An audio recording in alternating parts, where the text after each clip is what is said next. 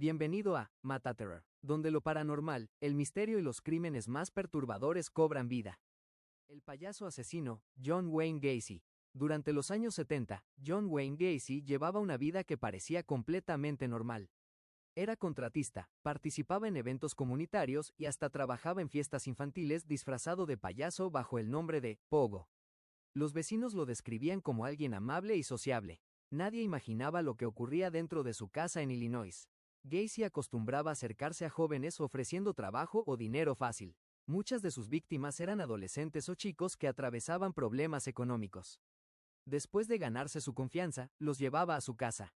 Ahí comenzaba la pesadilla. Una de las cosas más perturbadoras era el famoso truco de las esposas. Gacy presumía poder escapar fácilmente de ellas como parte de un juego. Cuando las víctimas aceptaban intentarlo, él las inmovilizaba y ya no podían escapar.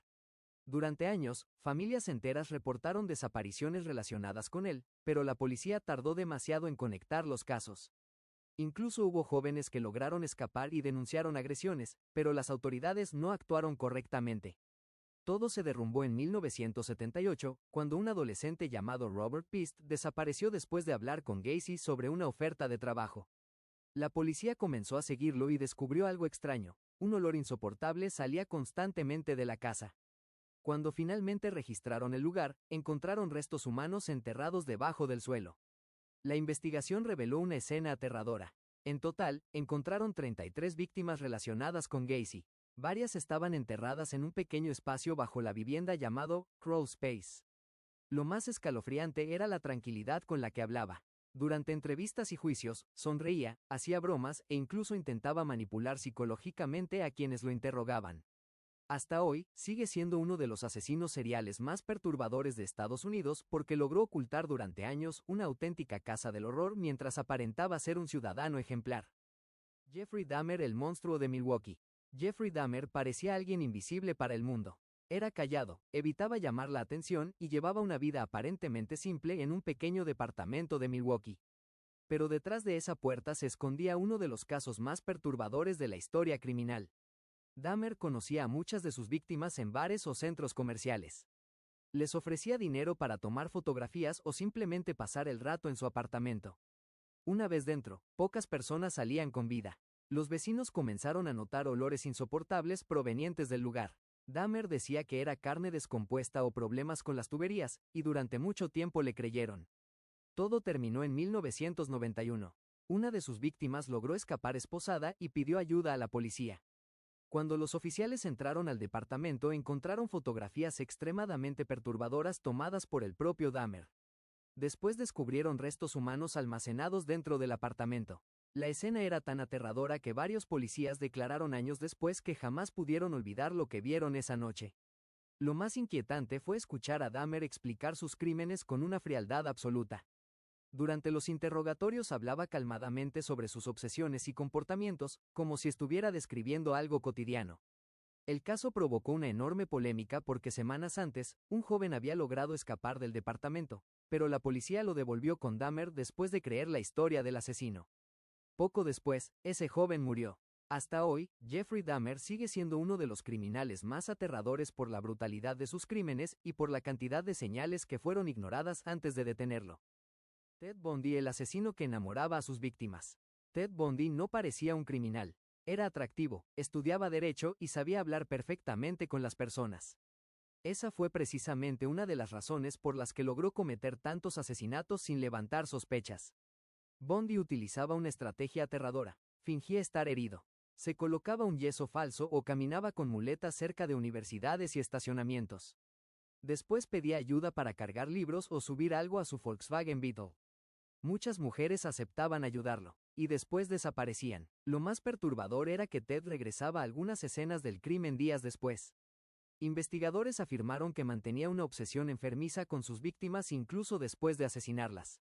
Durante los años 70, decenas de desapariciones comenzaron a relacionarse con un hombre llamado Ted. Sin embargo, nadie imaginaba el verdadero alcance de sus crímenes. Cuando finalmente fue arrestado, logró escapar de prisión saltando desde una biblioteca judicial. Semanas después volvió a escapar, esta vez atravesando el techo de su celda. Después de huir a Florida, cometió algunos de sus ataques más violentos.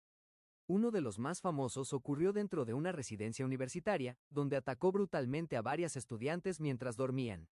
El país entero quedó paralizado. Lo más extraño era el efecto que tenía sobre las personas. Incluso durante el juicio recibió cartas de admiradoras y mujeres que aseguraban estar enamoradas de él. Ted Bundy terminó confesando múltiples asesinatos poco antes de su ejecución en 1989. Aún así, muchos investigadores creen que jamás reveló el número real de víctimas.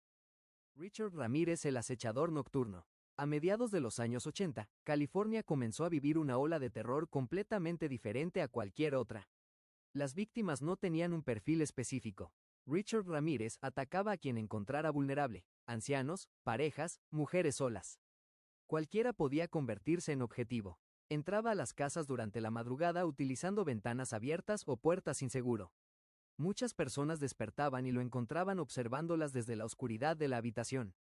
La prensa comenzó a llamarlo The Night Stalker, el acechador nocturno. El miedo fue tan grande que miles de personas comenzaron a comprar armas, cerraduras y sistemas de alarma. Algunos negocios incluso agotaron existencias en cuestión de días. Ramírez dejaba símbolos satánicos en algunas escenas del crimen y hablaba abiertamente sobre el diablo, lo que aumentó todavía más el pánico colectivo. Pero hubo algo que ayudó a capturarlo. Un día, Ramírez dejó accidentalmente una huella de zapato en una escena del crimen. Los investigadores descubrieron que pertenecía a un modelo muy raro de tenis, lo que redujo enormemente la búsqueda. Finalmente, en 1985, su rostro apareció en periódicos y televisión. Personas comunes comenzaron a reconocerlo en las calles. Cuando Richard Ramírez intentó escapar entre la multitud en Los Ángeles, ciudadanos furiosos comenzaron a perseguirlo y golpearlo hasta que llegó la policía. La imagen de un asesino serial siendo capturado por gente común quedó grabada para siempre en la historia criminal de Estados Unidos. Hasta hoy, el caso sigue siendo aterrador porque Ramírez demostró algo simple pero horrible. El peligro podía entrar a cualquier casa. Mientras todos dormían. El hijo de Sam, el asesino que convirtió Nueva York en una ciudad con miedo. Nueva York, verano de 1976. La ciudad ya era peligrosa, pero algo mucho peor comenzó a ocurrir durante las noches. Parejas jóvenes aparecían atacadas dentro de automóviles estacionados. El asesino disparaba rápidamente con un revólver calibre .44 y desaparecía sin dejar rastro.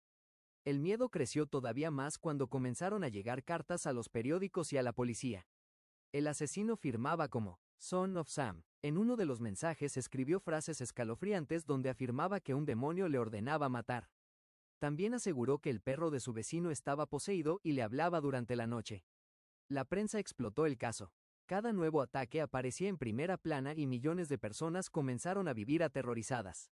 Las calles de Nueva York se vaciaban más temprano de lo normal y muchísimas mujeres comenzaron a cambiar el color de su cabello porque el asesino parecía atacar especialmente a mujeres morenas. La policía lanzó una de las búsquedas más grandes de la época.